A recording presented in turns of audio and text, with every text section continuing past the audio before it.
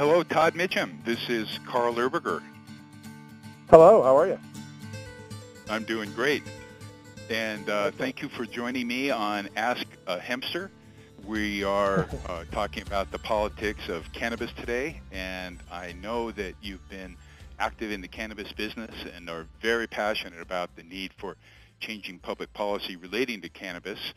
So it's great to share some of these big issues we're facing, but in the cannabis industry. But tell us a little about your current endeavors, Todd, especially related to changing the public policy narrative. Yeah, thanks for having me on, and it's so good to talk to you about this because we're entering a time where we need reasonable, clear voices to really move the cannabis initiatives forward. So I'm really proud to be a part of that. I'm glad to talk about it. So what I'm doing right now, about a month ago, I joined with a couple of other new business partners of mine who are former elected officials, regulators, and we decided to create a new consumer affairs, government affairs, community outreach company, which was based on the company that I had for many years and worked deep inside the marijuana space. And now we're starting this new company. It's called Dacorum Strategies, DACORUM Strategies, and our focus is to finally coalesce the messages of the cannabis industry. And when I say cannabis, I of course mean both the hemp side and the marijuana side. And we believe that it's time to bring a new level of conversation to this narrative and to bring some structure and some cohesiveness to the discussion. As you know, up until now, it's been a very fragmented set of industries. You can have a bill going through the legislature, which we've done many times, and right at the 11th hour, 5 different marijuana companies will step in and want to micromanage the bill language and basically ruin it. The same will happen on the hemp side as well. So what we look to do is collect those players that are in those spaces and really help them understand that it's with a cohesive message and narrative that we can actually stabilize these industries at the federal, state, and local level. So that's a focus that we have right now, is building Dacorum out. We're spreading it around the country. We're already officed in Los Angeles, Washington, D.C., Colorado, and Chicago, and expanding very quickly. So we're very proud of it. It's taking off very fast, and we believe it's time for that new narrative. Awesome. And then for you, and I had a question for you, if that's okay. Sure. Yeah, I know you're involved in this as well, especially on the industrial hemp side. I'm always looking to talk to people who are embedded in that space as well, because, and I really wanted to hear from you as well. I hate to turn this around on you, but tell me about what you're doing in hemp and how important it is. Well, that's great, and thank you for talking about cannabis with both the marijuana, recreational and medical marijuana, and the industrial and agricultural side, because it is coming from the same plant.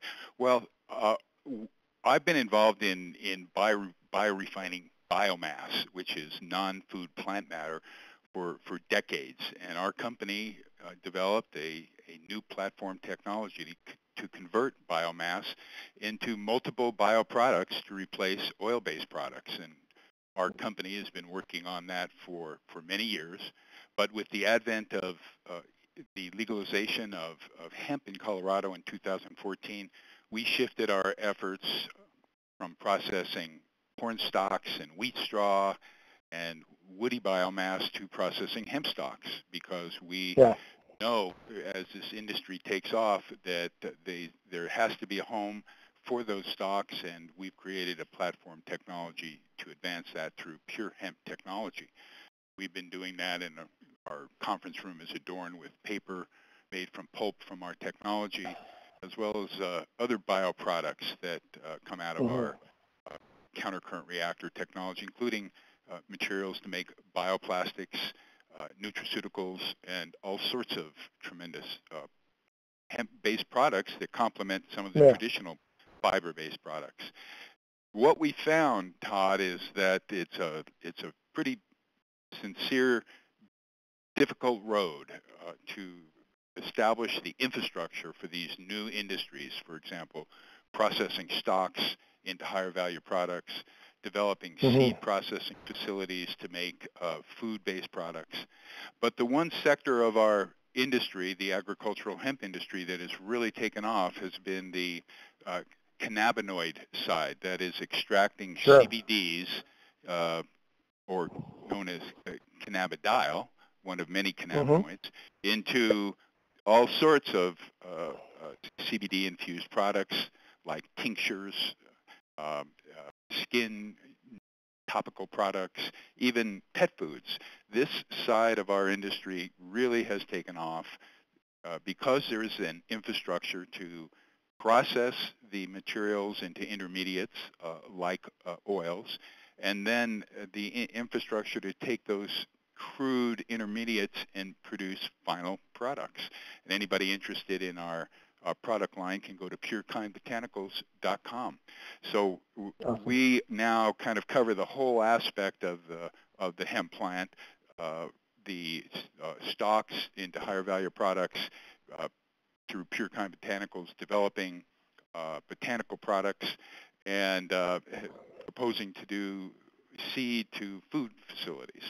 And I'll conclude by saying that after many years of promoting the technologies and uses of industrial hemp, this year our company, Pure Hemp Technology, is the sponsor of the NOCO event, the largest industrial hemp trade show and exposition held here in Colorado. Colorado, that's correct. Yeah, that's exciting, coming up in April. So, that's right. So anybody interested in the industrial, agricultural side of hemp, including the processing, the products, that's a great place to learn more and visit with Pure Hemp Technology.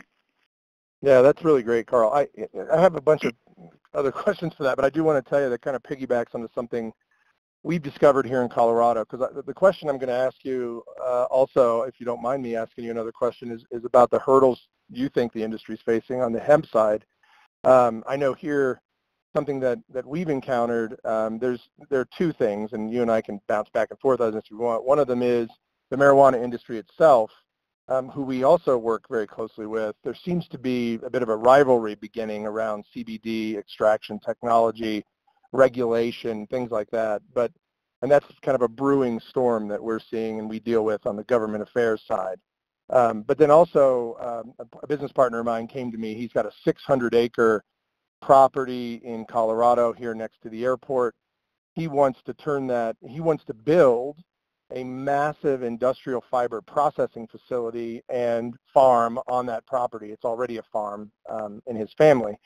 And we've talked to lots of hemp people who have said, well, the challenge is there's not enough biomass yet so it's kind of the chicken and the egg, right? Do you build the big multi-million-dollar processing facility, or do you grow the massive biomass and have it in store before you do that? And so do you see other challenges? Because I'm always curious as a government affairs person. That's what we do. We go in and solve legislative and local jurisdiction and statewide and federal challenges. So I guess if you were telling me what to solve next, where would you place priorities? And what do you think the biggest hurdles are? Well, to us in the industry, the biggest hurdles are the federal regulations and ban on marijuana and cannabis. And it just goes through our whole industry, including what you're talking about, which is the lack of infrastructure for processing stocks and seeds. Because, capital, there's so much capital on the sideline, and part of what prevents that capital from coming in are these federal bans. And, from a federal point of view, anyone who even touches the cannabis plant from a processing point of view is breaking the law. It has been argued. Of course, I don't agree with that, and I doubt if you do, and we're going to get into that a little later. But clearly these federal regulations are preventing the infrastructure to come in and develop these plants. And the risk takers really, and you mentioned this, are the farmers. The farmers are growing. Right. and hoping. But if there aren't these processing facilities that can buy their crop and turn it into something, in the case of the stocks, they're just rotting in the field. So that's a big deal. But what we're facing, Todd, and it's on a day-to-day basis, is that these financing institutions are, well, I'll put it, interfering with commerce and interstate commerce. To this day, after nearly a year of trying and being kicked off PayPal and every other credit card processor, our company still does not have the capability of processing a customer's credit card. Right. And, even on the hemp side, which is shocking. Even on the hemp side. And we've done everything we can to work with, banks and credit card processors, and it is just proven to be almost impossible. So those are some of the issues we face, and boy, I'd sure like to hear your view on the concept that these federal laws are, interfering with interstate commerce. And, in that context, Todd, recently this year, Jeff Sessions gave the green light to the the feds to continue to crack down on authorized marijuana businesses. From your perspective, what are these changes in the Obama-era policies, and how do they affect the war on drugs? Are we going backwards or forwards? Yeah, I think it's a great question, and obviously one we get asked all the time in the government affairs part of what we do. I think what Jeff Sessions did, and whether we like his verbalization of his opinion of these plants or not, I think what he did is inevitably probably going to help us all in the long run. Number one, by rescinding the Cole memo, what he's done is he has turned the delegation of what to do next over to a state's attorney. And the good news is, especially here in Colorado and other states that are big, fans and proponents of both marijuana and hemp, the state's attorneys are not going to do much. They're not going to prosecute. They're not going to get involved with legal players. They're not going to. There's no appetite to have a battle with legal players in the space who are following the rules, following regulation, and doing what they're supposed to do. That being said, it does make a lot of people nervous, because certainly the federal government, if anything, is one thing we can rely on is their unpredictability. So we don't really know where everyone is mentally at the top levels of government. However, what I can tell people that's exciting is that we do know, thanks in large part to the lobbying efforts our team and our surrounding teams around the country are putting forward, we do know that a lot of U.S. senators, U.S. House of Representative members, we know that they are incredibly engaged in the process of finding solutions to legalizing both hemp and marijuana. They want to in some capacity. They're asking for help. And so when we go in and talk to them, their biggest frustration is not Jeff Sessions. Their biggest frustration is they get mixed signals from all over these industries. So they'll have one association in hemp that'll say one thing, a hemp grower that will say something else. And what we advise people is, really what you have to do is coalesce around basic concepts. If not, what I fear is that large organizations, we're talking about the Altrias of the world that own Philip Morris, we're talking about major agricultural industry, they're going to, the buzz at the Capitol in D.C. is that these industries are kind of hinting to the fact that they will bring order to the chaos. And that's the last thing on earth we want. We don't want to jeopardize these industries. So I think what he's done is a good thing, because it starts to bring attention to taking action. But we have to be really diligent and have a unified voice and coalesce around certain ideas. That's what our clients love, is that we take their best intelligence and we put it into a cohesive thought that we can then relay to a congressman at the Capitol and be able to really articulate the future. Here is how we can protect the industry while protecting consumers, while allowing these industries to flourish. So I think it's a good thing. It's actually sparked an enormous amount of debate and conversation than it even did prior. I think a lot of sitting congressmen and representatives believed that the Cole memo sort of gave them a pass for a long period of time. They could just sort of sit back and take their time. Now they realize there's a bigger sense of urgency. I believe so.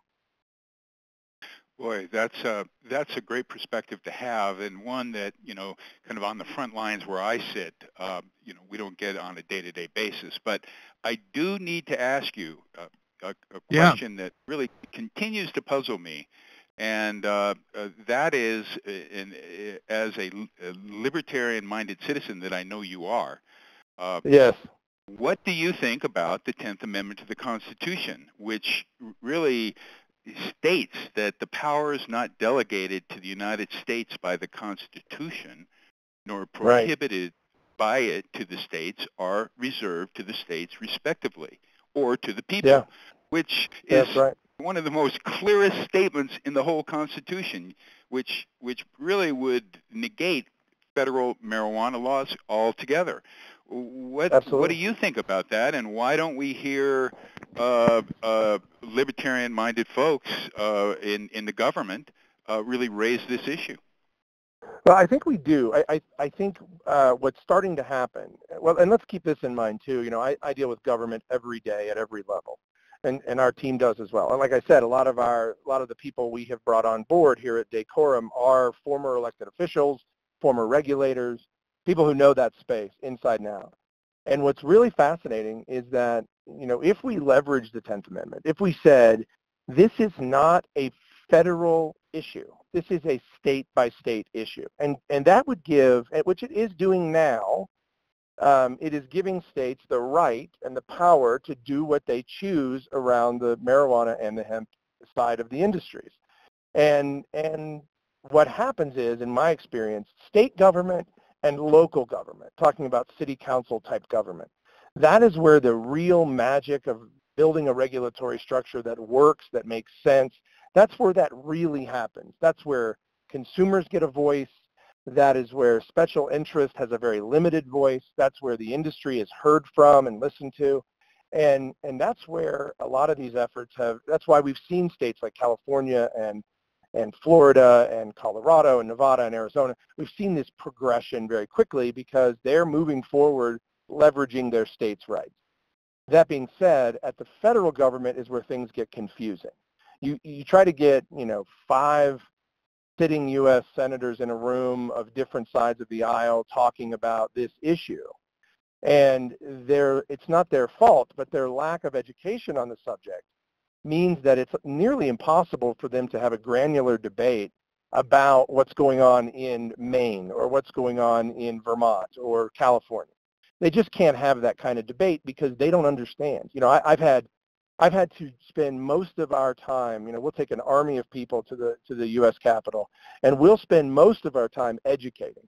A sitting senator will say to me, but Todd, I'm a fan of medical, just not recreational marijuana. And I'll say, do you know the difference in Colorado between recreational and medical marijuana?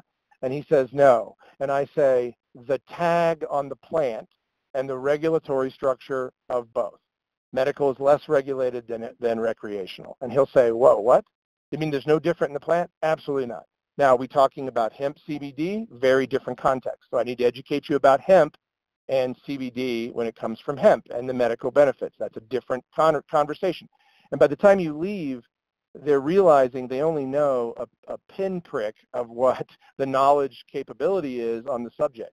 So we have to spend a lot of time educating. That's the bulk of what we do. And at the end of the day, what they say is, ultimately, well, who has the best model in the country? Which state is doing it right?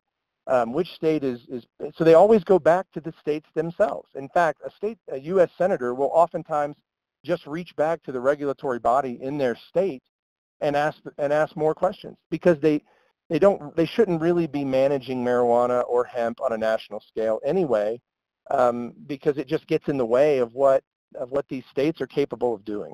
So that's my feeling on it. I think it's nonsensical that we're in 2018.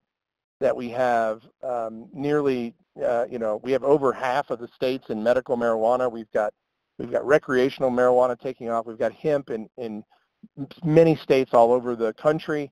The fact that we're still having a debate on whether or not we should just deschedule these things or just remove them altogether and let the states have them is really an incredible debate. But I'm happy to have it because we've got to get past the federalization of it and get to the states coalescing and working on their own project.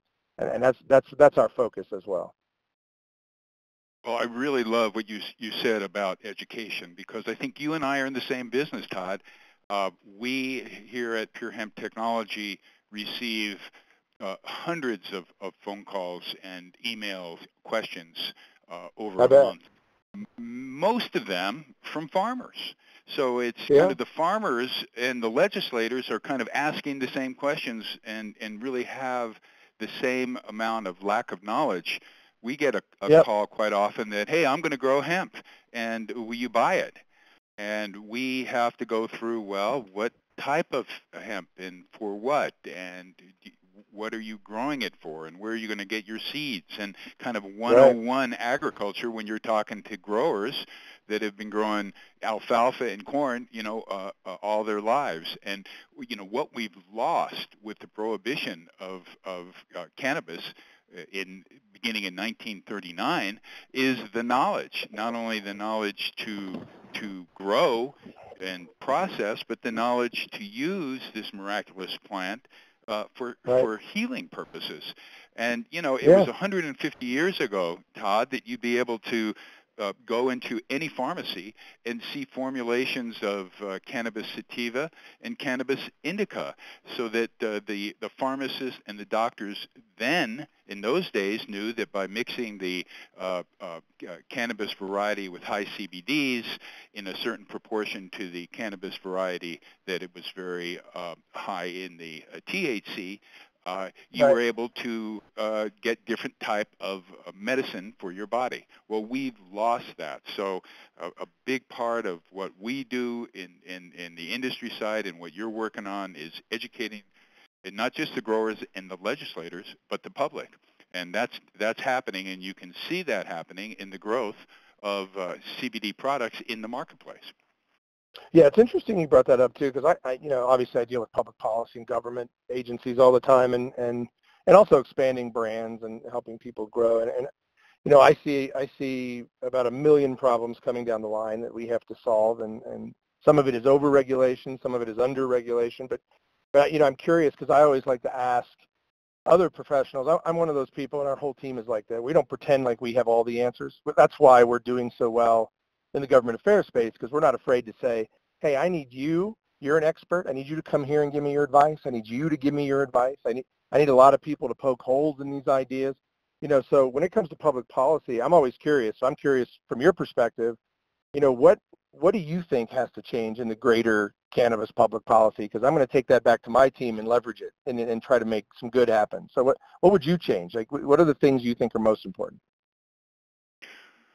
Well, I sit at what I believe is kind of the epicenter at my desk, because we've got so much coming and going from the growers, from the processors, and even state legislators and members of State Department of Agricultural agencies come and tour our facilities. So we get it on the ground level, but I do appreciate the question, because it has to happen on the greater level. And, from my perspective, the number one thing that has to happen as a country is we just need to remove cannabis as an FDA Schedule I drug. It's crazy. Marijuana and hemp in their raw form should be removed from any federal prohibition and should be, as you point out, governed by the state. And hemp production and processing should be encouraged, not discouraged by the federal government, and we have the Department of Agriculture to do that. And one thing in this education area that we've lost out in our country is the research capabilities of institutions like the National Institute of Health, but also private sector companies to do research on the health benefits and of cannabidiol and other cannabinoids. So that's really the most important thing. And until we remove marijuana and cannabis as a Schedule I drug, we are going to be stuck in this country between federal and state law. So that ending federal regulations and bans and interference in commerce by FICA banks and finance institutions are imperative to remove the interstate commerce barriers that we in the industry are facing. But it's not Yeah. just about an industry perspective, Todd, and I know you know this and agree with this as a libertarian, that we need to release the nonviolent drug offenders in jail for Of course. a Yeah. so-called crime by smoking or indulging in cannabis. I mean, it's just crazy that you could get busted in Texas for a roach, but in Colorado come and buy marijuana in a store. So this is really an important part of the war on drugs that we need to overhaul. And for those of us in the industry, in the legislature, we just, and working in public policy, we can't leave the people in jail behind on this issue, and because that is really at the heart of the repression that these harsh laws impact all of us.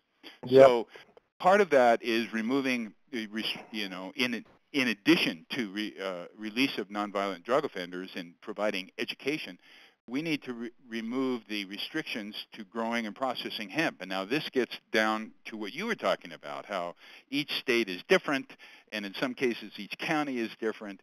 And some of these states coming online have very restrictive laws about growing hemp, and in terms of permits and limitations.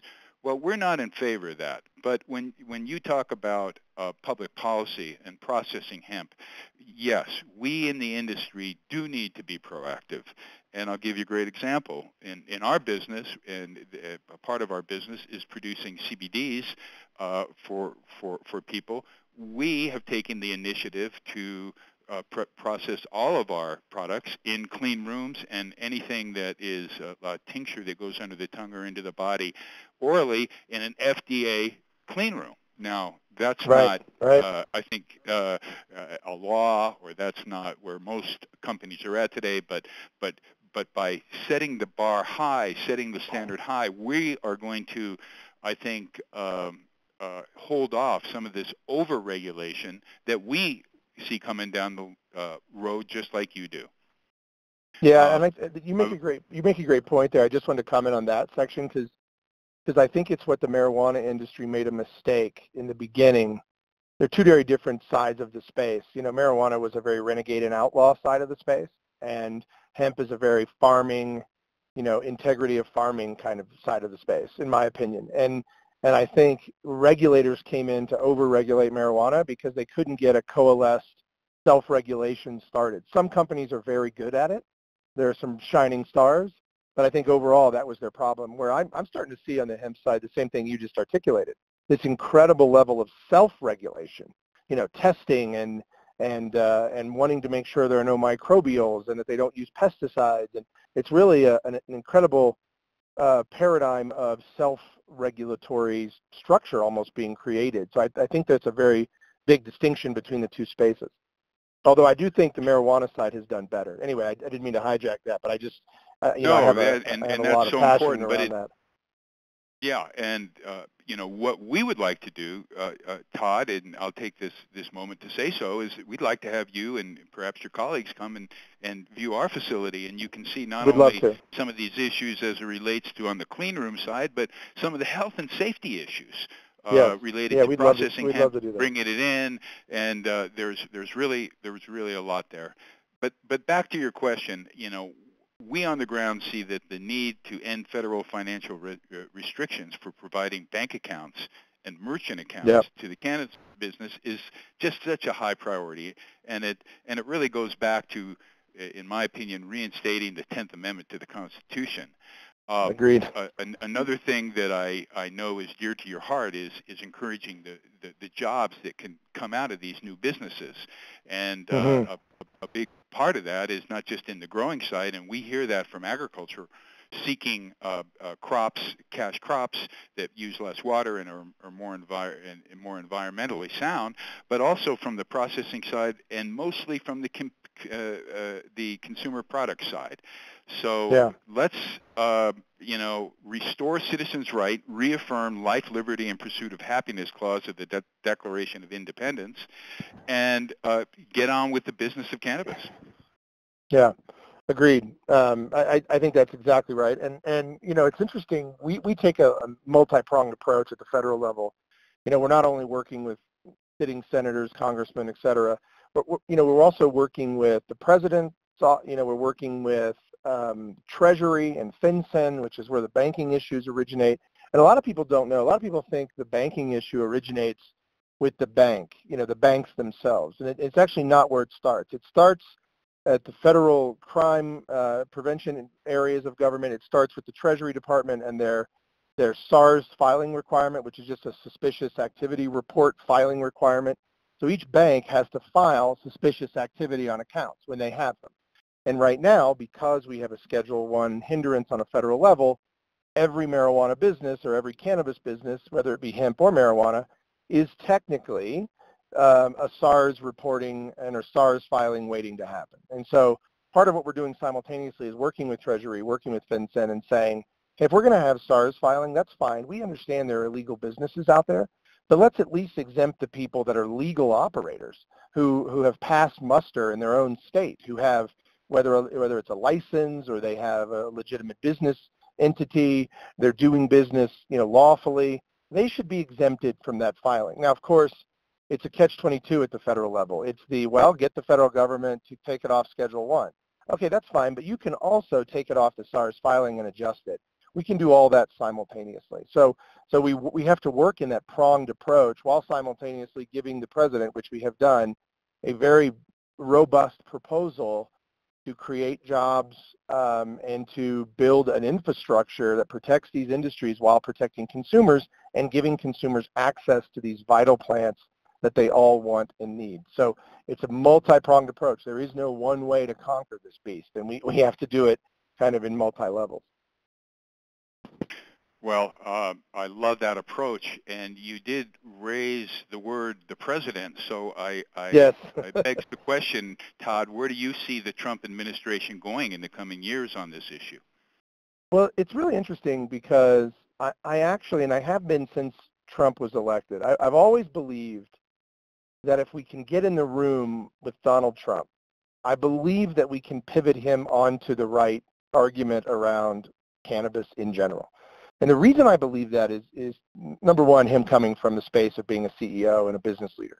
But number two, the one thing the president talks constantly about is jobs in the economy.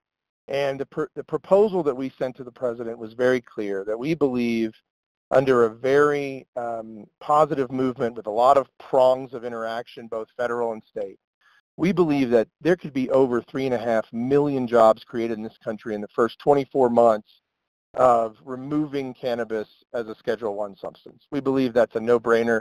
California is already predicting they're going to have at least 500,000 jobs in the next 18 months. So we think that's just a no-brainer argument that we're going to have at least 3 to 3.5 million jobs 24 months after we get it off Schedule I. We just think that's going to happen. Number two, we talk about economic development. Well, right now the IRS has a hard time tracking this money, let alone collecting the proper amount of revenue. So there's a revenue implication to this space, both on the hemp and marijuana side, that is just critical to the federal government.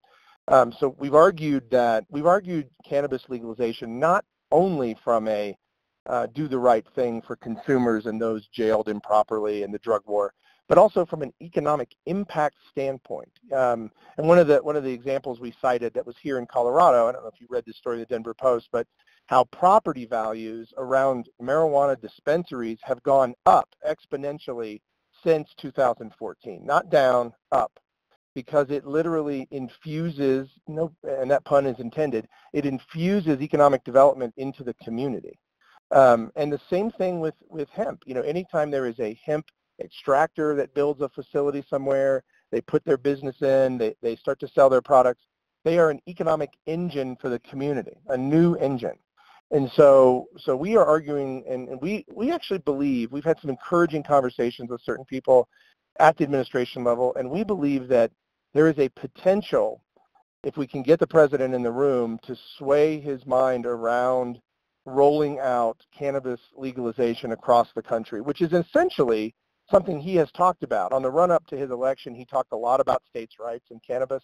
He talked a lot about he believed it could and should be legal. So we're leveraging that, and we think, in spite of all of the controversy he has, this is one thing where if the president got behind this and moved us forward, it's one thing where he would gain popularity overnight and would certainly do some massive good in the world around job creation and economic development. And that's really, I think, for a business leader like a Donald Trump, you have to argue economic development. You have to argue popularity. I mean, I think that's inevitable. And you have to argue job creation. You know, in the last 10 years in this country, we've lost millions of jobs in let's just count the ways: agriculture, manufacturing, retail. Well, what is the cannabis industry on both sides, hemp and marijuana? It is agriculture, manufacturing, and retail. We can get those jobs back, and we can get them back in a way that's robust for this country. You know, and I think it's a must. And I think we'll see the president again if we can get reasonable meetings and conversations. I think we could see a sway on this. Boy, you know, we could use his own slogan, Mr. President, you can help make our country great again by empowering industries to grow the bioeconomy and create jobs. Absolutely. Absolutely. That is and what really... is more sustainable? And what is more sustainable, frankly, than a consumable product that is grown and manufactured and produced inside of our country, and it is completely sustainable. We can continue to do this over and over and over. And as you know, from the industrial hemp side, we're only scratching the surface on what people 60, 70 years ago knew about that plant. We're only getting to the surface of what they had already discovered about its capabilities, about what it could do both medically and from an industrial side. So you know, I think it is the wave of the future, and we just have to be diligent and smart and not radical and ridiculous. You know, that's something we say all the time. Our firm, the clients we represent, are sophisticated. They are not radicals. They are not in there to have a protest and smoke a joint on the Capitol steps. They're there to have a discussion that moves the narrative forward. And that's what we have to start doing, getting serious and smart and careful and logical in our arguments. I think that's how we move the needle. Well, if there was one person I'd vote for to be in that room with Donald Trump to move this forward, it would be you, Todd Mitchum. Why don't you tell folks how they can get in touch with you? First of all, if I brought you with me, what would you tell the president if you had a chance to? How would you advise him? Well, I think that it's all about making our country great again, you know, by unleashing the power of the farmers and making our country great again by providing citizens with real medicine that's not produced in a laboratory but grown by organic growers. I'd make the point to the president that he can help restore the principles of life, liberty, and happiness. I'd be impassionate about asking the president, free the weed, Mr. President, and make our country great again. Restore freedom to those trapped in an unjust justice system. Let our people go, Mr. President. Yeah, right. And, you know, from the point of view of law enforcement, free law enforcement to do their jobs protecting citizens, not incarcerating us. And, you know, most importantly, free the Constitution, President Trump, over the special and anti-democratic interests, you know, that have captivated this issue. And, Todd, if you can arrange for that meeting, I got your back, and I'd love to be your sidekick. I would enjoy that. That would be a welcomed addition to the team for sure. Well, it's been a great a conversation with you, and I've certainly learned a lot. How can anyone listening to our dialogue get in touch with you, Todd? Yeah, they can reach out to our firm directly. It's dacorumstrategies.com, DACORUM strategies.com. That's the best way to get a hold of us. I'll give out my email as well in case anyone wants to personally contact me. It's just the letter T as in Tom or Todd, Mitchum, M-I-T-C-H-E-M, at dacorumstrategies.com. T. Mitchum at dacorumstrategies.com. And I'm happy, you know, to talk to anyone. You know, maybe there's a consumer with a question, or maybe there's a business who said, you know, they need our help. They want to be a part of the narrative that we're creating on a state and federal level. We'd love to talk to experts who are innovating and really want to be a part of the future. Well, Todd, we're definitely going to be in touch with you, and you have an open invitation for you and your colleagues to come and tour Pure Hemp Technology, the Would love the to. epicenter of the hemp industry in Colorado. Thanks so much, and Yeah, you have a would great love day, to. Todd. Yeah, thank you so much. Really appreciate it, and thanks to everybody listening. Goodbye.